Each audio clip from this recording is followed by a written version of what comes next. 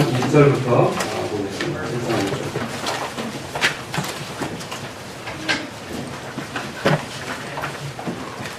10절까지 보겠습니다. 제가 읽겠습니다. 여러분이 어떤 내용인지 한번 보시면 좋겠습니다. 7장 1절부터.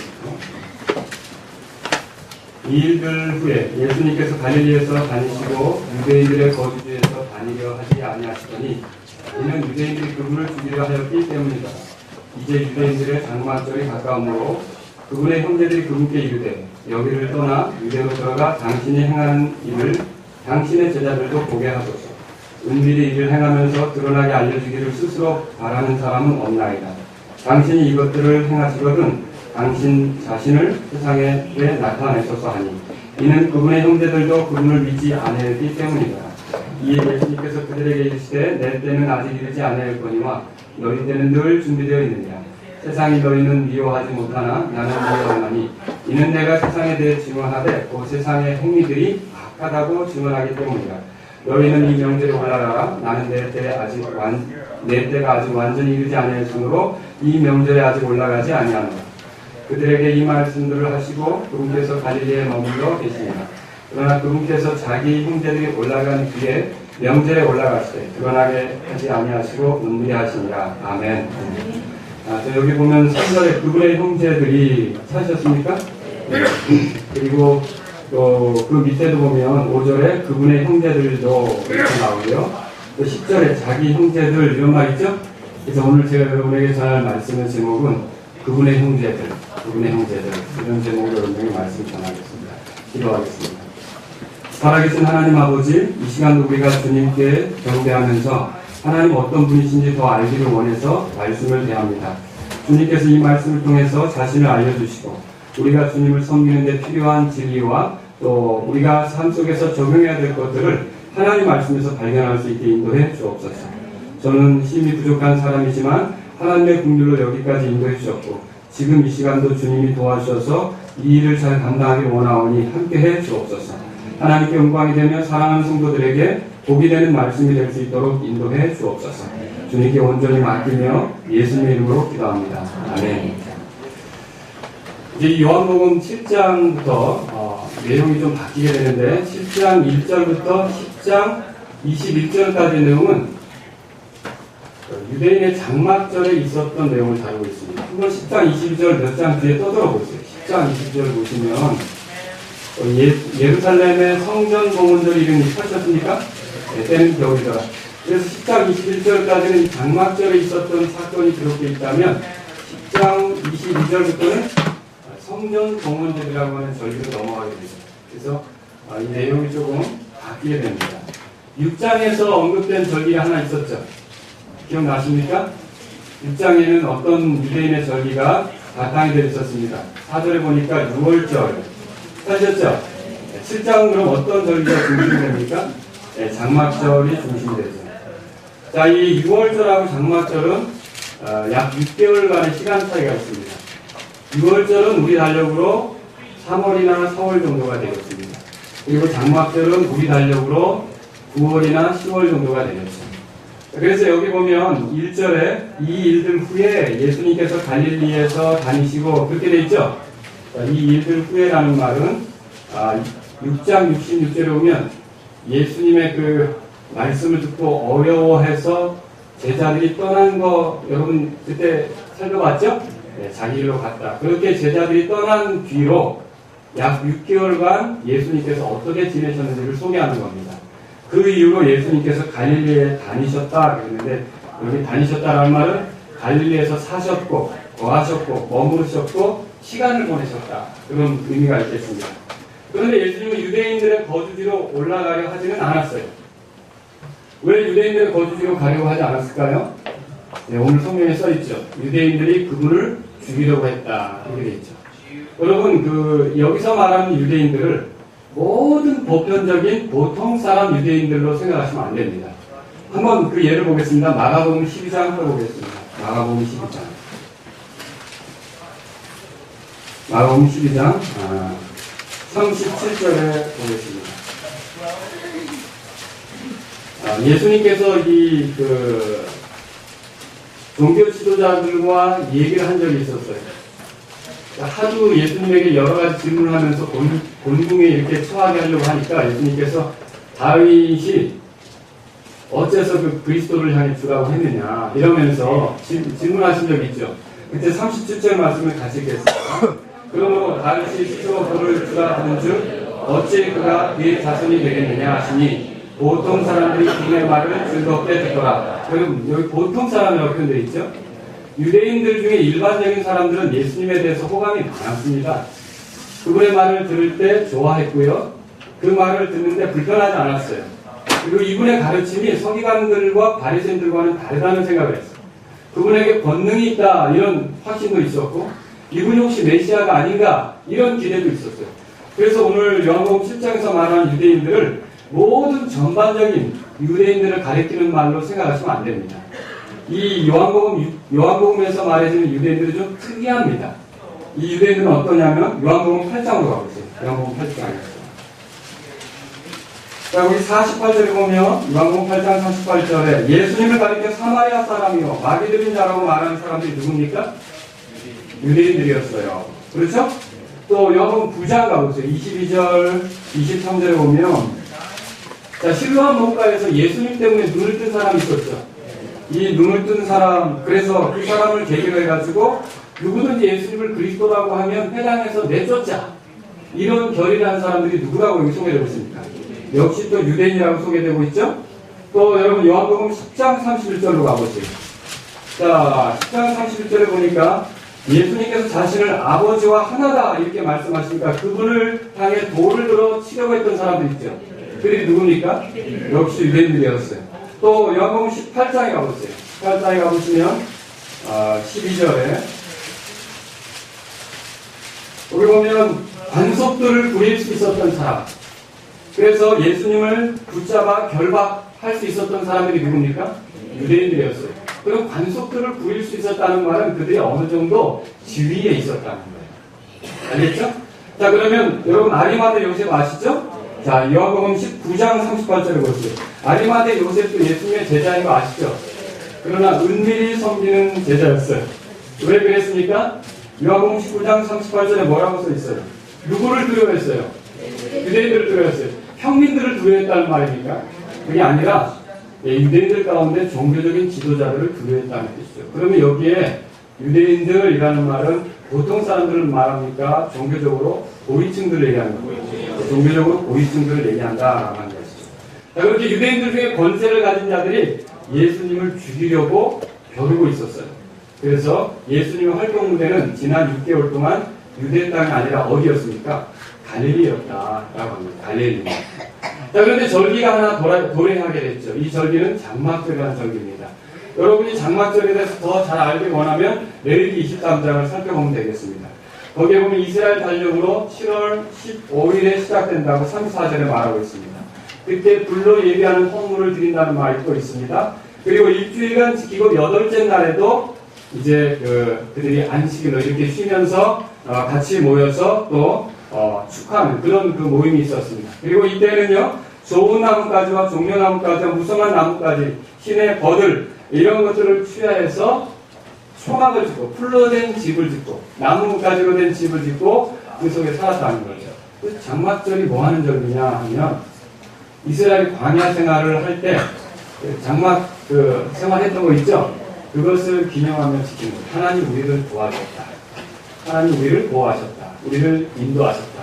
그리고 또한 뿐만 아니라 가나안 땅에 들어가면서부터 이걸 실질적으로 지키게 되는데 그들이 하나님이 지켜주신 이후로 가나안 땅에서 수확물을 거둬들였을 때 이 수확물 추수를 마치고서 하나님께 감사하면서 드렸던 굉장히 이 유대인들의 그 7가지 절기 중에 가장 성대하고 크게 축하하면서 기분 좋게 즐겁게 지키는 절기가 이 장막절이다라고 할 수 있는 것입니다. 근데 요한복음 7장의 내용은 어떤 내용이냐? 이 장막절을 지키려고 사람들이 예루살렘에 모여들 거 아닙니까? 그럼 그때 모여든 사람들이 예수님에 대해서 뭐라고 말하는지 이 서로 논쟁하는 게 소개되고 있습니다. 이게 7장에 나온 거예요. 그런데 오늘 우리가 살펴보려고 하는 내용은 예수님께서 이 장막절을 지키러 예루살렘에 올라가기 전에 제자들이 아니라 이제 형제들이 예수님을 따르는 어떤 예수님의 제자들 무리가 아니라 형제들이 예수님에 대해서 뭐라고 말하며 예수님을 어떻게 여겼는지를 다루는 내용이 오늘 내용이라는 거죠. 그래서 오늘은 저가 여러분들과 함께 그분의 형제들과 예수님이 나누었던 대화들을 살펴보려고 합니다. 그러면서 이 예수님의 형제들이 했던 말과 태도들을 보면서 오늘 저는요, 기독교 신앙에 대한 몇 가지 교훈들을 여러분하고 나누려고 합니다. 제가 이렇게 하는 이유는 우리가 적어도 기독교에 속해 있다. 그리고 내 종교가 기독교다. 나도 크리스찬이다. 이렇게 말하려면 우리가 알아야 될 것들이 있다라고 하는 것이죠. 그래서 여러분들이 올바른 기독교 신앙에 참여하는 사람, 그 기독교 신앙을 가진 사람으로서 서도록 바라는 마음으로 오늘 이 말씀을 드리려고 하는 것입니다. 그럼 여기에 나오는 우리가 말씀들을 통해 몇 가지 교훈을 생각해 볼 수 있는데 첫 번째로 여러분에게 드리는 교훈은 이겁니다. 따라서 보세요. 겉으로만 친한 기독교 신앙으로 인해 안심하지 말라. 겉으로만 친한 기독교 신앙으로 인해 안심하지 말라는 거죠. 자, 예수님의 형제들은 예수님의 친동생들입니다. 그렇죠? 자, 여기 보면 마태복음에 이런 말이 있어요. 마리아가 낳은 예수님께서 그녀의 맏아들이다. 이렇게 표현하는 부분이 있어요. 여러분 읽어보신 적 있으십니까? 맏아들이라면 마리아가 예수님을 낳고 다른 예수님의 동생들을 더 낳았을 것이라는 뜻이죠. 네. 그래서 마가는 또 뭐라고 기록했냐면 예수님의 동생들이 실제로 있는데 이름은 이렇다라고 적어줬어요.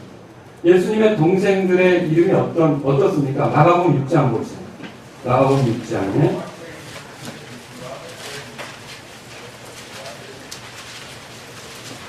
3절 보세요. 3절. 같이 읽겠습니다. 이 사람은 마리아의 아들 목수가 아니냐? 야고보와 요새와 유다와 시몬의 형이 아니냐? 그의 누이들이 우리와 함께 여기 있지 아니하냐 하고 그분으로 인해 실족하니라. 여러분 예수님의 동생들 이름이 여기 적혀져 있죠? 자, 누구입니까? 야고보, 요새, 유다, 시몬. 또 여동생들도 몇 명이나 있다고요? 누이들, 그러니까 적어도 몇 명이요? 2명이에요. 그러면 형제들이 최소 몇 명이에요? 6명이 더 있었던 거죠. 마리아가 그러니까 예수님을 포함해서 7명 이상을 낳았다는 걸 우리가 생각해 볼 수 있는 거예요. 그리고요, 요한도 어떻게 기록했냐면, 가나 혼인잔치 이후에 예수님의 어머니와 형제들이 가버나움으로 돌아갔다. 이런 내용을 2장 10절에서 기록하고 있어요. 그러면 분명히 예수님에게 친형제들이 있었던 게 맞습니까? 맞죠.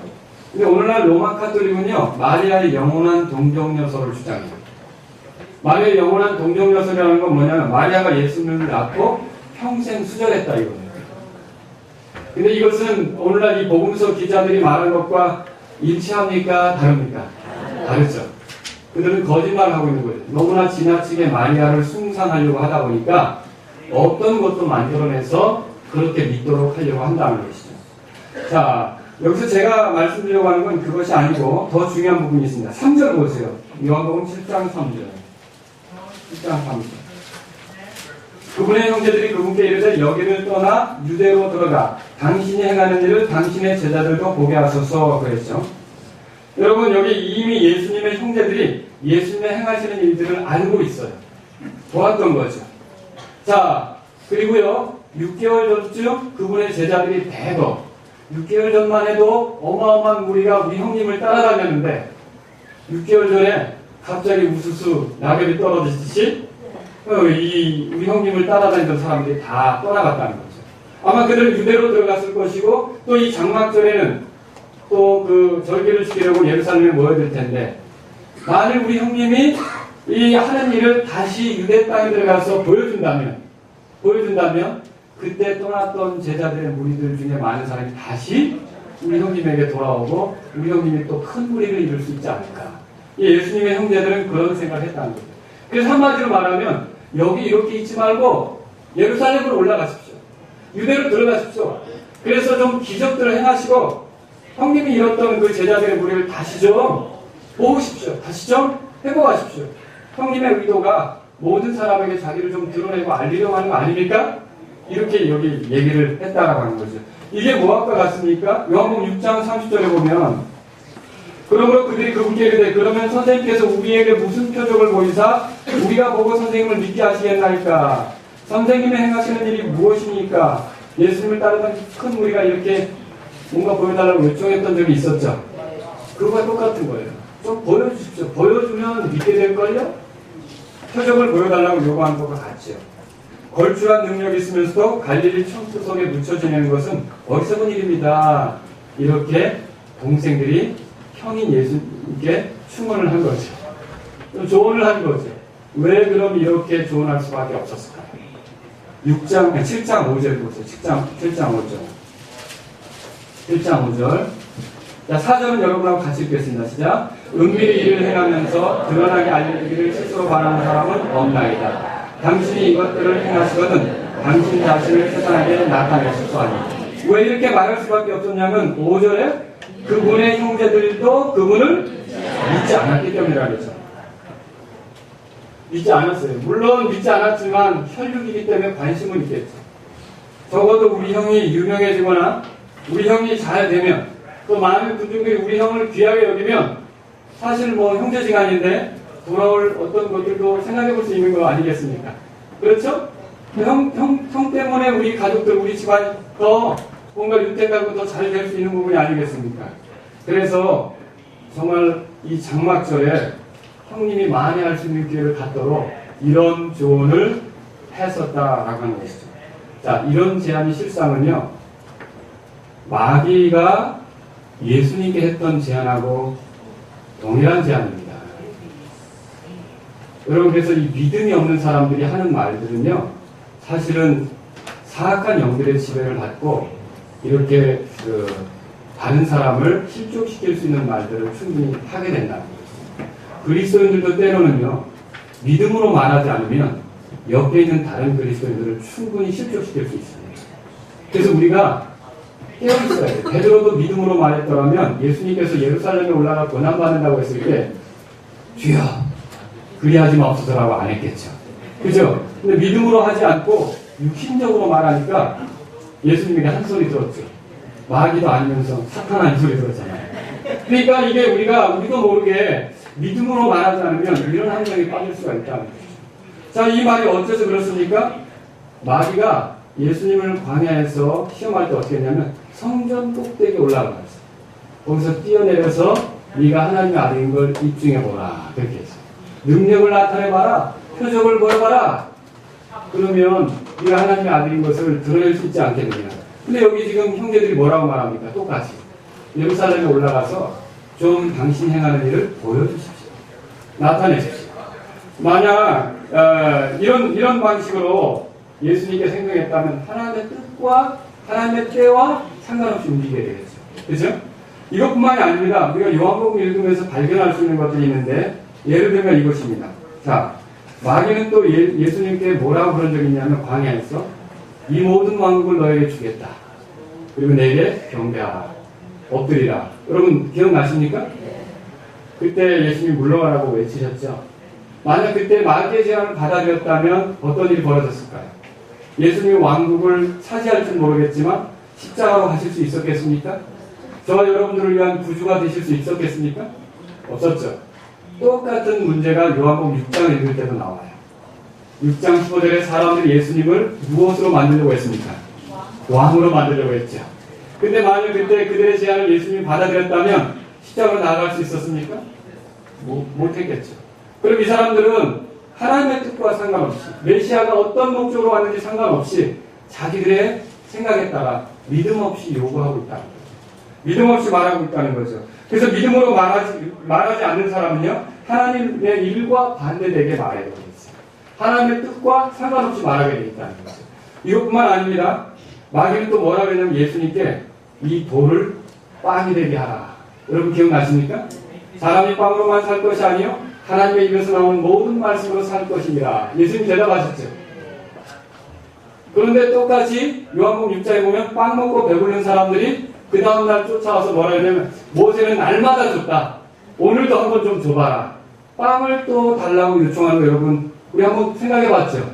이렇게 마귀의 어떤 이런 유혹이라는 건 시험이라고 하는 건 우리의 생활 속에서 계속 있어질 수 있다는 거죠. 믿음대로 하지 않는 사람들을 통해서 우리를 흔들어 놓으려고 하는 그런 문제가 있을 수 있다는 거죠. 우리는 깨어 있어야 할 것입니다. 그리고 믿음으로 하지 않을 때는요, 결국 다른 사람을 넘어뜨리기 좋은 말들만 하게 된다는 거죠. 아무리 예수님 옆에 있는 것 같아도 결국 하나님의 뜻에 따라 말하거나 하나님 편에서 말하는 게 아니라 다른 사람들을 흔들기에 좋은 위치에서 활동하게끔 되어 있다는 거죠. 그래서 오늘 우리가 생각해 볼 게 있어요. 교회 안에 있어도 예수님에 대한 참된 믿음이 없다면 여러분은 안심해서는 안 된다는 거죠. 성경책을 읽거나 나름 기도 생활을 한다고 해도 예수님에 대한 진실한 믿음이 없다면 안심해서는 안 된다는 것입니다. 성경 공부에 적극적으로 참여하고요, 교회 봉사에 앞장서고요, 기독교에 호의적이라 할지라도 예수님을 의지하는 참된 믿음이 없다면 안심하면 돼요, 안 돼요? 안 된다는 거죠. 기독교를 지지해요? 또 이 마라나타 친구에게 호의를 가지고 있어요? 이 교회에 헌금을 보내올 수 있어요? 이 교회에 필요한 물건을 대줄 수도 있어요? 그래도 그 사람 안에 예수님을 믿는 참된 믿음이 없다면 우린 그걸로 그 사람을 보면서 안심할 수 있습니까? 안 된다는 거죠. 여러분, 이 예수님의 형제들을 생각해 보세요. 예수님 가까이에서 가르침을 들었어요. 그리고 예수님의 이적을 보았어요. 그리고 실제로 그분의 삶이 온전하다는 것도 보았지 않았겠습니까? 아마 우리 삼형제는요, 서로 살아면서 역시 죄인이야 라고 형을 보면서 동생을 보면서 느꼈을 거예요. 우리 아버지도 죄인이군, 우리 어머니도 죄인이군. 그런데 실제로 예수님은 죄를 졌어요, 안 졌어요? 그 형제들을 대할 때 그런 모습 보지 않았겠습니까? 그런데도 이 형제들은 어땠어요? 예수님을 믿었습니까? 안 믿었습니까? 안 믿었죠. 여러분, 이 형제들을 보면서 이들이 지금 상태로 세상을 떠난다면 구원받아 하늘나라에 들어갈 수 있다라고 말할 수 있겠습니까? 아니죠. 그래서 안심해서는 안 된다는 거예요. 여러분, 아버지께서 이끌지 아니하시면 아무라도 이 예배당 앞좌석에 앉아 있어도 아직 구원받은 게 아니라는 거죠. 아무리 하나님과 가까이 있는 것처럼 이 앞에서 기도하고 이렇게 해도 찬송해도 아버지께서 이끌지 아니하시면 아직 변화된 사람이 아니라는 거죠. 그럼 아버지 이끌림을 받고자 하는 사람은 어떻게 합니까? 아버지 앞에서 겸손해야 되는 거죠. 긍휼을 구해야 되는 거죠. 불쌍히 여겨달라고 요청해야 되는 거죠. 진실로 자기 자신을 낮추면서 겸손하게 나를 좀 불쌍히 여겨주세요 라고 나온 사실이 없는 사람은 아무리 교회 안에 있어도 안심하면 교회 안 돼요. 안 된다는 거죠. 기독교에 대해서 호의적이라도 구원받지 못한 사람이 있어요. 이 교회가 번창하길 바래도 구원받지 못한 사람이 있어요. 이 교회가 유명한 교회가 되길 바래도, 예수님이 유명해지길 바래도 제자들이 변화되지 않는 것처럼 이 목사가 유명한 목사가 되길 바래도 저는 그거 원하진 않지만 그런 분이 있다 할지라도 그들이 참된 믿음으로 구원받은 게 아니라면 안심할 수가 없어요. 마냥 좋아만 할 수 없어요. 여러분, 이 시간 점검해 봐야 돼요. 내게는 예수님에 대한 참된 믿음이 있는지 돌아보실 수 있기를 바랍니다. 예수님에 대한 참된 믿음이 없으면 우리가 아무리 가까워도, 우리가 아무리 호의로 어떤 얘기를 해도, 우리가 아무리 내가 기독교인인 것 같이 행세를 하더라도 그런 그 기독교인, 그런 기독교 신앙은요, 죽은 거나 죽어 있는 거죠. 생명이 없는 거죠. 그러므로 여러분은요, 참되게 믿지 않는다면 안심하지 않기를, 그리고요, 자신을 돌아볼 수 있기를 주의 이름으로 바랍니다. 우리가 주님과 가까워질 필요가 있어요. 하나님과 가까워질 필요가 있어요. 그리고 이렇게 가까워지게 되는 데는요, 다른 것을 통해서가 아니라 예수님의 피로만 가까워지다. 에베소 2장 13절에 뭐라고 써 있습니까? 이제는 한때 멀리 떨어져 있던 너희가 그리스도 예수님 안에 있는 그리스도의 피로 가까워졌느니라. 여러분, 그리스도의 피로 가까워졌다 이렇게 말하고 있다는 것이죠. 자, 두 번째로 여러분에게 드릴 교훈이 있습니다. 따라서 거부당한 기독교 신앙으로 인해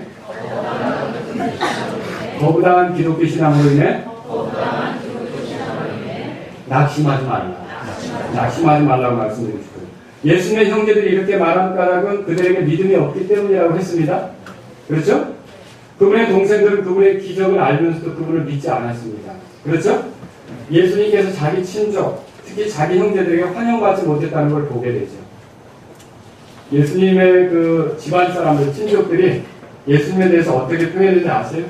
한번 찾아볼까요? 마가복음 3장입니다.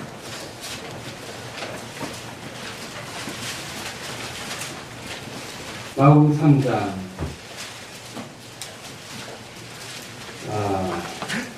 21절입니다. 그분의 친지들이 뭐라고 했는지 같이 읽어보겠습니다. 시작. 그분의 친지들이 그것을 듣고 그분을 이끌러 나오니 이는 그들이 말하며 그가 예수님 뭐라 했어요? 나쁜 마음을 비쳤다. 예수님의 형제들이 또 예수님을 거부했고 예수님의 친지들은 예수님에 대해서 제정신이 아니다 그랬어요. 여러분 그 시편 기록자는 마치 앞날을 내다본 것처럼 뭐라고 썼냐면 시편 69편 8절에 이렇게 썼습니다. 내가 내 형제들에게는 낯선 자가 되고 내 어머니의 자녀들에게는 외인이 되었사오니. 예수님의 모습을 미리 기억한 것과 같답니다. 자, 놀라운 기적을 본다고 해서 반드시 믿음이 생기는 것입니까? 이거 아니라는 거죠. 그들은 봤어요. 가나 혼인잔치에도 어머니 모시고 같이 갔었다고요. 그런데 어때요? 이런 놀라운 기적들을 경험한다고 해서 거기에 어떤 믿음이 생기는 건 아니라는 거죠. 오히려 예수님이 그렇게 한 일을 자기과시 정도로 생각한 거예요. 자기를 드러내기 위해서 하는 일. 교회에서 어떤 표적을 볼 때, 어떤 기적을 구할 때 뭔가 대단한 것을 구하는 마음으로 기적을 주목하는 사람들은 믿기가 어렵습니다. 자기의 죄 문제에 부딪혀서 예수님을 찾기 이전까지는 아무리 놀라운 것을 봐도 볼 때뿐이에요. 눈은 보아도 족함이 없다는 말씀 아십니까?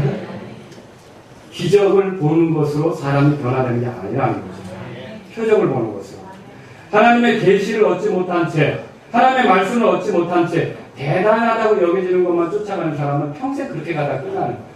그러니까 이거 놀라운 일, 사람 일으키는 일, 쓰러뜨리는 일 이런 데만 쫓아다니는 사람 믿지 않습니다. 그러다 끝나는 거죠. 모든 표적들이 어떤 메시지를 담고 있어요. 주님이 그런 걸 보여주는 거는요. 메시지를 통해서 예수님을 알고 예수님을 통해서 다르게 구원받기 원하신답니다. 하나님의 자녀가 되기 원하신다는 거죠. 여러분과 저도 과거에 그런 적이 있을 거예요. 뭔가 이렇게 좀 놀라운 걸 보고 싶어서 뛰어다녔을 때. 그렇죠? 그거는 결국 우리의 삶을 온전히 변화시키는 게 아니라는 거죠. 하나님 말씀이 들어가야 사람이 변화된다는 걸 믿으시기 바랍니다. 예수님의 형제들이 그분을 믿지 않은 것은요. 유대인들이 믿지 않았던 것보다 더 심각해요. 자, 다시 아까 했던 얘기를 또 하고 싶어요. 그들은 예수님 곁에서 예수님 하는 말을 들었겠죠. 어려서부터 야고보, 유다, 요새 이리 좀 와봐. 예수님이 그들에게 폭언을 쓰신 적이 있을까요? 그들을 윽박지르며 협박하는 거, 이거 안 죽은 너 이런 말 하시는 걸 생각해 볼 수 있을까요? 우리 아이들하고는 틀리겠죠. 왜 그렇죠? 또 예수님께서 제자들이 있는데 어머니 나에게 좀 더 주시죠. 나는 그래도 큰아들인데 야 이내라 이렇게 하면서 그런 걸 보여주셨을까요? 안 보여주셨죠. 예수님의 마음이 항상 동생들에 대한 불쌍히 여김과 긍휼히 여김과 따뜻한 마음과 여러분 이런 거 그려볼 수 있지 않습니까? 그럼 제자들은 그거 보면서 이 동생들 그거 보면서 컸겠죠? 그렇죠? 사실 사람이 왜 꽃을 좋아하죠? 예쁘죠? 왜 단풍 보러 가죠? 예쁘면 끌리는 거죠? 그죠? 왜 밤하늘 보면서 감탄하죠? 네, 여기 인천 하늘 말고요. 시골 하늘 가서. 네? 왜 감탄하죠? 너무 아름답죠? 사람이 아름다움을 보면 끌리게 돼 있고 매료되게 돼 있지 않습니까? 그리고 뭔가 좀 이렇게 마음이 열리는 거 아닙니까? 그런데 이 사람들은 놀랍게도 예수님의 형제들은요, 동생들은 예수님으로부터 아름다운 삶, 이 세상에서 그 누구도 보여줄 수 없는, 그 어떤 형도 보여줄 수 없는, 그 어떤 동생들을 대하는 그 형들의 모습에서도 발견할 수 없는 그런 모습을 보고 컸던 거예요. 그런데 예수님을 향하여 어떤 정말 그 호감과 특별함과 믿음을 이들이 가질 수 있었습니까? 아니었다는 거죠.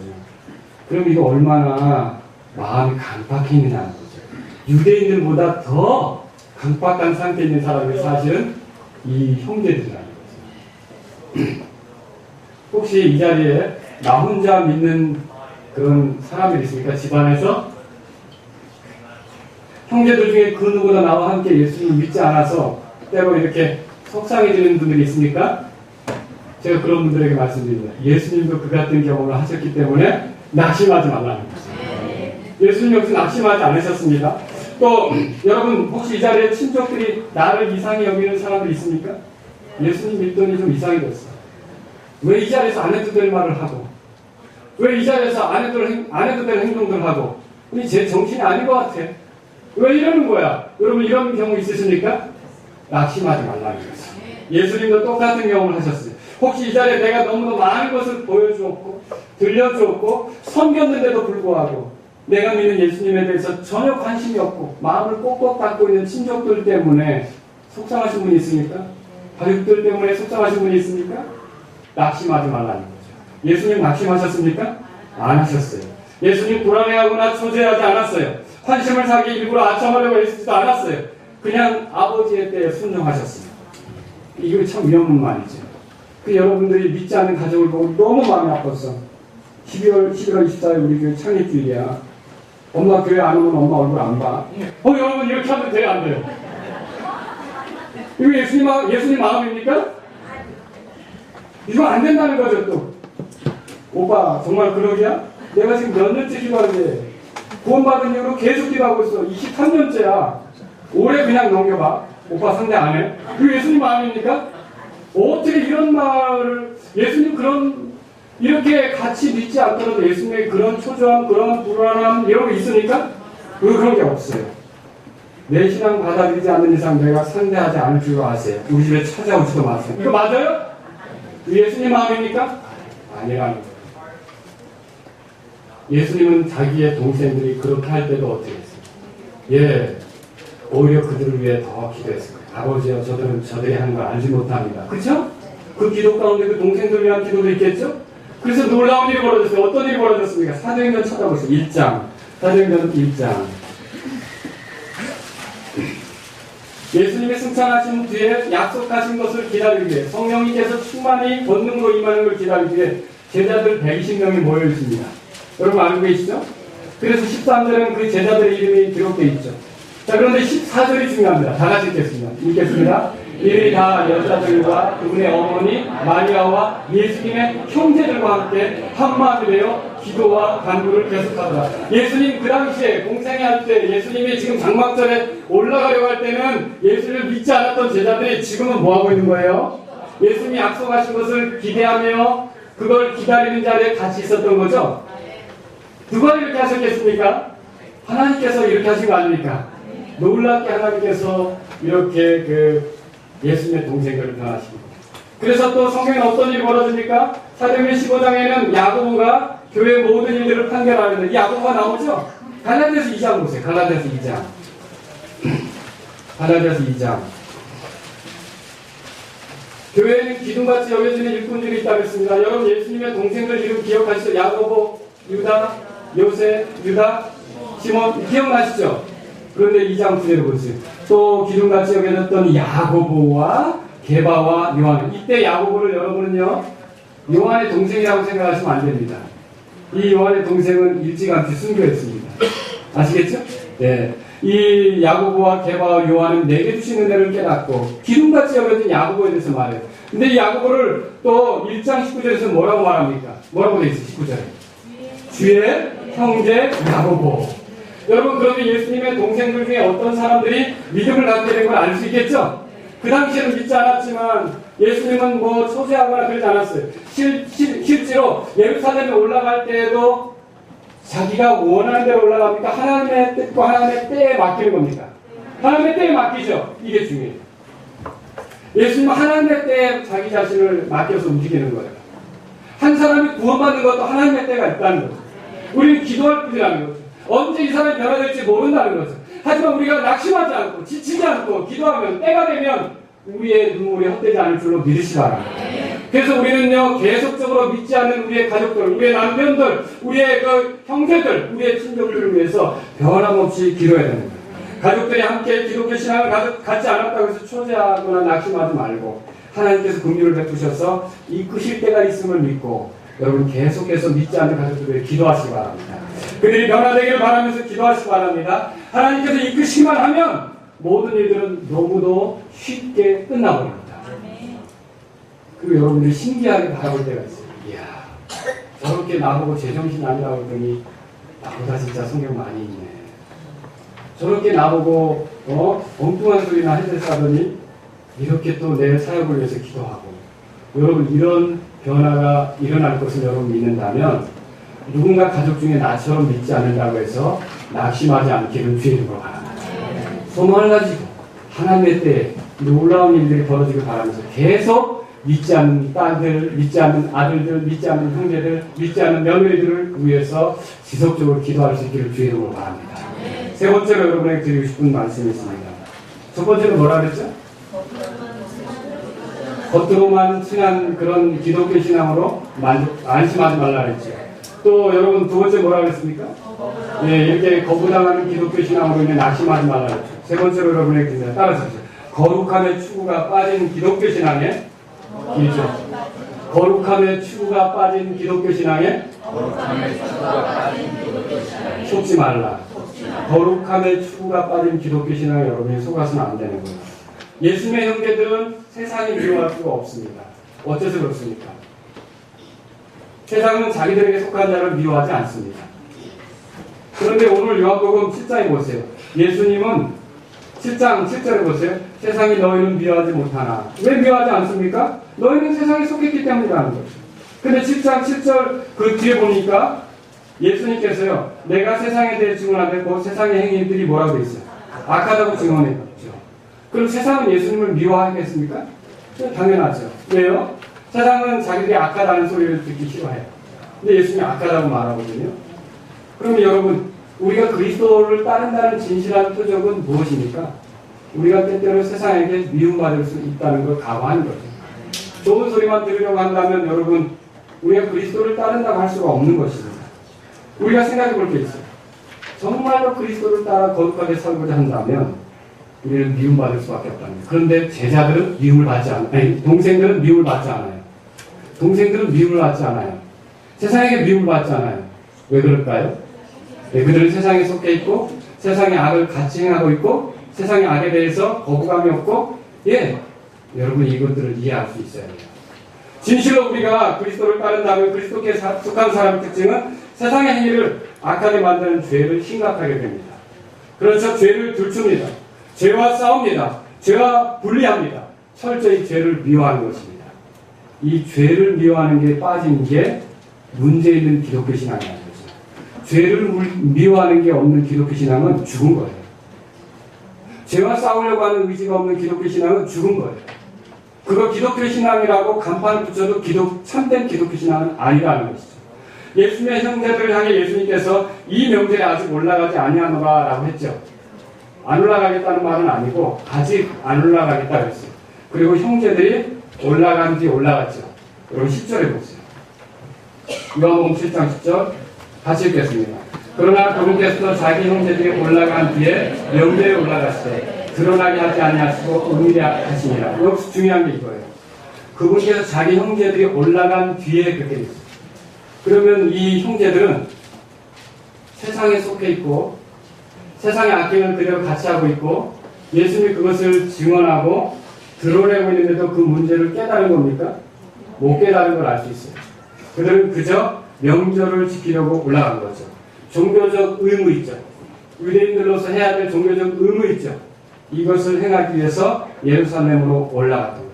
그들이 예루살렘으로 올라갈수록 그들과 멀어지는 분은 누굽니까? 예수님은 남겨두고 하는 거죠. 여러분 여기서 잘 생각해 보셔야 돼요. 오늘날 교회를 다니면서도요, 이런 종교적 의식으로는 가까이 가고 있어요. 교회에서 행하는 무슨 의식으로는 가까이 가고 있어요. 그러면서 점점 예수님과 멀어지는 사람들이 있다는 거죠. 예수님은 중요하지 않은 사람들이 있다는 거죠. 그분과 함께 하기보다 종교적인 업무 수행에 바쁜 사람들이 있다는 거죠. 그들이 만약에 믿는 자였다면 어떻게 대답해야겠습니까? 너희가 먼저 올라가라. 나는 아직 안 올라간다. 아마도 그들은 이렇게 대답했어야 합니다. 주님, 무슨 말씀이십니까?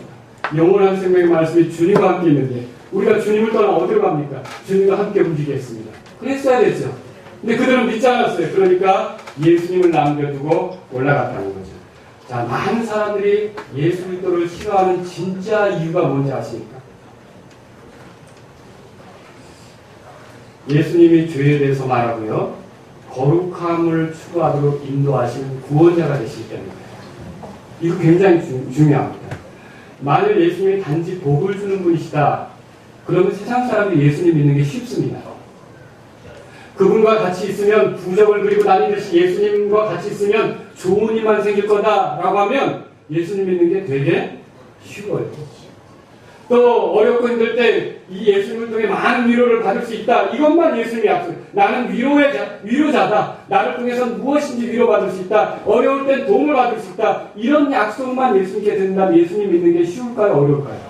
세상 사람들이 이렇게 되면 예수님 믿는 게 쉬워지겠죠. 나는 평화를 주는 자다. 나는 절대 너희들 마음을 불편하게 하지 않는다. 나를 가지고 있으면 그냥 무슨 상황이든지 기분이 좋아질 거다. 그러면 예수님 믿는 게 세상 사람들이 쉬울까요? 어려울까요? 쉽겠죠. 그런데 놀랍게도 예수님은 그렇게 하지 않았어요. 세상에 오셔서 첫 번째로 설교하신 게 뭐냐면 따라서 회개하라. 여러분 들어보셨습니까? 회개하라가 첫 마디였어요. 그리고 예수님 또 반리심에서 뭐라 그러냐면 죄를 짓는 자마다 죄의 종이다. 너희들의 실체가 죄의 종으로 가고 있다는 거죠. 그러면서 예수님이 자신이 오신 목적을 소개하는데 뭐라고 합니까? 내가 온 것은 죄인을 불러 회개하게 하려고 왔다. 그럼 이 말은 무슨 뜻입니까? 예수님을 믿는다면 죄에서 돌아서서 회개한 삶이 나타날 수밖에 없다. 거룩함을 추구할 수밖에 없다. 죄를 싫어할 수밖에 없다. 죄를 미워할 수밖에 없다. 죄와 싸움을 시작할 수밖에 없다. 이거 말하는 거 아닙니까?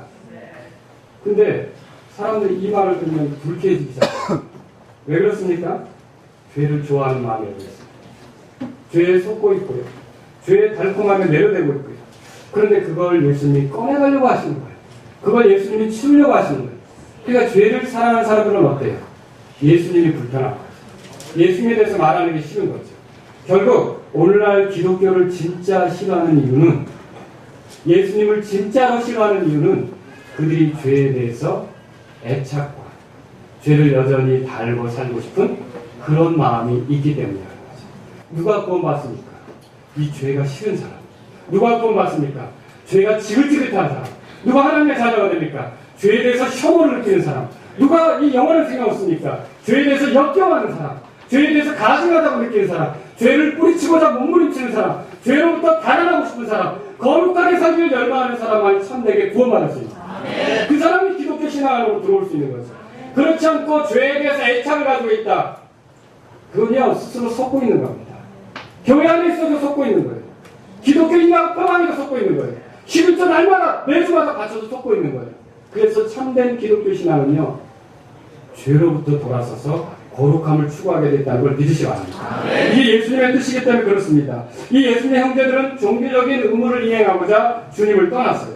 그분은 그들의 죄에서 구원할 뿐이시지만 그들은 단지 종교적 의무만 생각했던 거예요. 오늘날 기독교인들도 보세요. 교회 와서 죄 문제를 다루는 것에 대해서 별로 기뻐하지 않습니다.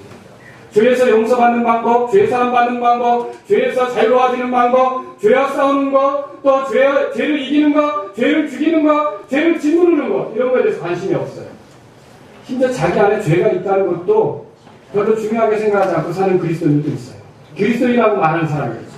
기독교인이죠. 교인이죠, 교인. 그렇죠? 여러분, 그러면서 뭐 합니까? 장막절을 지키려고 하나님께서 허락하신 그 절기를 종교적 의무를 수행하려고 올라가는 것처럼요. 죄에 대해서는 가볍게 여기고 교회 가서 오늘도 예배드리자. 앉았다 일어났다. 오늘도 기도하자. 사도신경 따라하고 오늘도 뭐 하자. 예, 나도 송가병으로 특송하고 종교적 의무를 다 행하면서 예수님은 멀리 두고 있는 그런 사람들이 있다는 거죠. 이것에 속으면 자기 자신은 아무리 기독교인이라고 표방해도 죽어 있는 것입니다. 생명이 없는 거라는 거죠. 하나님께서 우리를 희생시켰을 때, 그분이 우리를 위해 희생되셨을 때, 그분이 우리를 부르신 것은요, 거룩한 부르심으로 부르신 거 여러분 믿으십니까? 오직 너희를 부르신 분께서 거룩하신 것 같이 너희도 온갖 행실에서 거룩할지어다. 베드로전서 1장 15절에서 말하고 있죠. 종교적 의무만 이행하려 들 뿐 거룩함에 대한 열망이 없고요. 죄로부터 벗어나려는 열망이 없다면 참된 기독교가 아닙니다. 복만 바라는 것 참된 기독교 아닙니다. 그리스도와 함께 순결한 삶을 살고자 하는 뜻이 없다면 참된 기독교가 아니라는 거예요. 여러분 어떻습니까? 오늘 여러분 이 자리에서 경배하지만요. 예수님이 빠져있다면 여러분 참된 기독교 경배가 아니라는 거죠. 이 시간도 예수님이 필요합니까? 죄 많은 나를 받으시기 위해서 예수님이 필요한 겁니까? 나를 죄에서 벗어나기 위해서 예수님이 필요한 겁니까? 나를 이 거룩한 하나님 앞에 나아가도록 하기 위해 예수님이 필요한 겁니까? 나도 예수님처럼 거룩하게 살고 하나님의 어떠하심을 닮아 거룩하게 살기 위해서 예수님이 필요한 겁니까? 이 시간 예수님을 의지하는 경배가 아니면 여러분들은 헛된 경배를 드립니다. 종교적 의무로 특성도 하고, 종교적 의무로 연주도 하고, 종교적 의무로 봉사도 하고, 종교적 의무로 여기 앉아있다 할지라도요, 그냥 죄에 대한 내가 죄 가운데 있었던 비천한 존재임을 알지 못한 채 그저 예수님의 필요를 느끼지 못하고 여기 있다면 여러분들은 헛된 경계를 드립니다. 여러분 여쭙니다. 정말 여러분은 죄를 미워하고 있습니까? 죄와 싸우고자 하십니까? 죄를 혐오하십니까? 날마다 우리가 들었던 말씀처럼 죄를 죽이고자 하십니까? 죄로부터 완전한 자유를 갈망하십니까? 거룩하게 살기 원하십니까? 그래서 예수님이 필요한 겁니까? 그렇지 않다면 우리는요, 지금 섞고 있는 많은 사람들이 기독교 신앙에 섞고 있다가 잘못된 기독교 신앙이죠. 지옥으로 떨어집니다. 제가 생각할 때 가장 안타까운 건 교회 안 다니고 하나님 말씀 안 들어보고 설교 안 들어보고 복음 안 들어보고 또 그렇게 하면서 지옥 간 사람보다 교회 다니면서 하나의 종교 노릇, 종교의 의무로 평생 교회 다니다가 지옥 간 사람이 제일 비참한 사람이라는 거죠. 그 많은 기회들을 그저 종교 노릇 하다가 끝난 사람이 정말 비참한 사람이라는 거죠. 여러분들에게 이런 일이 안 일어나려면 예수님을 떠나서는 안 됩니다. 예수님을 등져서는 안 됩니다. 내게 예수님이 필요하고 예수님을 통해서만 하나님 앞에 거룩하게 살 수 있다는 믿음으로 예수님을 존중할 수 있기를 주의 이름으로 바랍니다. 참된 기독교 신앙은 뭡니까? 외모로 접근하는 게 아니에요. 하나님 말씀에 대한 신뢰로 접근하는 겁니다. 겉으로 보기에 얼마나 예수님과 제자들 가깝습니까? 예수님과 동생들 가깝습니까? 그렇죠? 외모로 다가가는 게 아니라는 거죠. 예배당이 크니까 안심하고 목사님이 유명하니까 안심하고 이런 기독교는 죽은 기독교 신앙입니다. 시설이 화려하고 사람들이 모이니까 문제가 없다고 여기는 기독교는요, 죽은 기독교. 다양한 프로그램이 있고 매주 방문자가 많다는 것을 안심하는 기독교 신앙은 죽은 기독교 신앙. 십자가로 나타난 하나님 말씀을 통해 예수 그리스도를 믿지 않으면 그건 죽어있는 기독교입니다. 그 기독교가 아니죠. 우리를 향한 하나님의 사랑을 여러분 십자가를 통해 봅니까? 십자가를 통해 나타난 하나님의 용서와 긍휼을 봅니까? 나를 향한 그런 영원한 사랑을 봅니까? 하나님의 놀라운 은혜를 봅니까? 구원하시는 은혜를 봅니까? 이게 너무 귀해서, 이게 너무 감격스러워서 하나님 앞에 영광 돌리지 않고는 견딜 수 없어서 주님을 사랑하는 마음으로, 주님을 귀하게 여기는 마음으로 여러분이 주님께 나아가고 있다면 그야말로 참된 기독교 신앙이죠. 그러나 그렇지 않고 외모를 따라가고 있다면, 겉으로 드러난 걸로만 따라가고 있다면, 우리 교회 성도가 몇백 명이 되고 몇천 명이 되니까 나도 이 교회에 속해 있으니까 안심이야. 여러분, 이거 안심해서는 안 되는 거라는 거죠. 참된 기독교 신앙이 무엇입니까? 사람들에게 호감의 대상이 되게 타협하는 것이 아니라 하나님의 이끄심을 믿고 기다리는 것입니다. 사람들의 비를 맞추기에 더 이상 죄에 대해서 말하지 않는 기독교, 죽은 기독교입니다. 또 사람들이 듣기 싫어한다고 예수 그리스도의 피와 죽음과 부활에 대해서 말하지 않는 기독교, 죽은 기독교입니다. 아멘. 사람들에게 손가락질 받는 게 싫어서 그들이 원하는 소리 나고 복이나 많이 받으라고 하고 아무 일도 없을 거라고 어찌 살든지 그냥 와서 빌기만 하면 복 받을 거라고 말하고, 이거 참된 기독교 아니라는 거죠. 그들이 믿든지 믿지 않든지 거룩하게 살려고 우리가 하면서 그들에게 거룩한 삶을 비춰주려고 하는지 돌아보시기 바랍니다. 그들에게 사랑으로 다가가고 그들이 언젠가는 주님 앞에서 돌아올 때가 있을 거야라는 그런 기다림으로 계속해서 하나님의 뜻에 맞게 다가가고 있는지 돌아보시기 바랍니다. 하나님께서 일하셔야 변화되는 걸 믿습니까? 이게 기독교라고 참된 기독교. 여러분, 참된 기독교 신앙은 무엇입니까? 종교적 의무를 준수하는 것으로 만족하는 게 아니라 예수님의 십자가가 헛되지 않도록 죄로부터 돌이켜서 거룩한 삶을 추구하는 게 참된 기독교라는 걸 믿으시기 바랍니다. 죄를 가볍게 여기는 것은 죽은 기독교입니다. 죄와 싸우기를 포기한 기독교는 죽은 기독교입니다. 또 죄에 대해서 지적하지 않는 기독교도요, 죽은 기독교예요. 십자가 걸었어도 소용없어요. 목사님 있어도 소용없어요. 관계성 있어도 소용없어요. 생각이 있어도 소용없어요. 거룩함의 열매를 추구하려고 하는 그런 열망이 없는 기독교는요, 죽은 거예요. 여러분은 어떤 기독교 신앙을 가지고 있습니까? 정말로 우리 안에서 우리에게 영향을 미치고 우리의 욕구를 자극해서 욕심을 불러일으켜서 계속 죄를 짓게 만드는 이런 죄의 세력과 부단히 성령을 의지해서 싸우면서 거룩하게 살기를 원하십니까? 이걸 위해서 예수님이 절대적으로 필요하고 예수님을 떠날 수 없고 예수님의 능력이 되심을 믿고 예수님 안에서 모든 걸 할 수 있다는 믿음으로 나아가길 원하십니까?